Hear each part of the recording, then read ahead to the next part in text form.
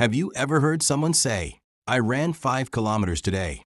Sounds impressive, right? But what if I tell you, in physics, that statement is incomplete? Face with open mouth. Because in physics, just telling the amount is not always enough. Sometimes, you must also tell the direction. And that's where today's heroes enter, scalars and vectors. Hello everyone. Welcome to Physics Decoded.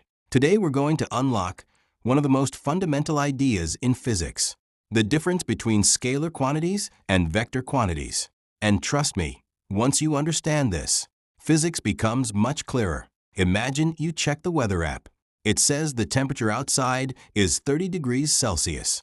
That's it, just 30 degrees Celsius. You don't need direction. Temperature doesn't care about north, south, east, or west.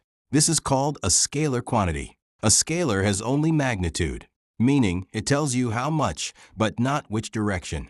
Some common examples: distance, speed, mass, time, energy. If I say, my bag weighs 5 kilograms, that's complete information, because mass doesn't need direction.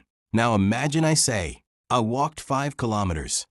You'll immediately ask, in which direction? Because direction matters. If you walk 5 kilometers north and then 5 kilometers south, your total distance is 10 km, but your final position is exactly where you started. That's why we need vector quantities.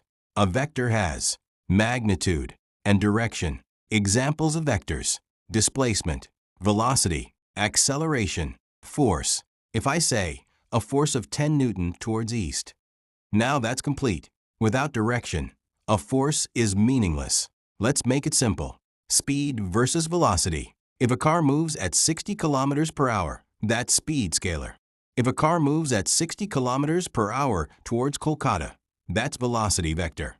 See the difference?